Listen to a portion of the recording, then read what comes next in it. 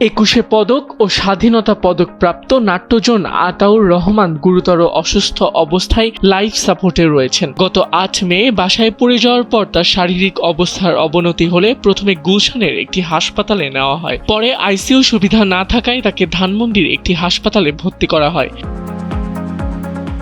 প্রথমে লাইফ সাপোর্টে রাখা হলেও শারীরিক অবস্থার কিছুটা উন্নতি হওয়ায় তা খুলে দেওয়া হয়েছিল। তবে আবার অবস্থার অবনতি হলে তাকে পুনরায় লাইফ সাপোর্টে নেওয়া হয়। 11 মে দুপুরে তার মেয়ে শর্মিষ্ঠা রহমান জানান, আতাউর রহমানের শরীরের একাধিক অঙ্গ প্রত্যঙ্গ বিকল হয়ে পড়েছে। তিনি সবার কাছে তার বাবার সুস্থতার জন্য দোয়া চেয়েছেন। 1941 সালের 18 জুন নোয়াখালীতে জন্ম নেওয়া আতাউর রহমান বাংলাদেশের নাট্য আন্দোলনের অন্যতম অগ্রদূত। তিনি নাট্যকার, অভিনেতা, মঞ্চ নির্দেশক ও লেখক হিসেবে দীর্ঘদিন সংস্কৃত অঙ্গনে অবদান রেখে আসছেন।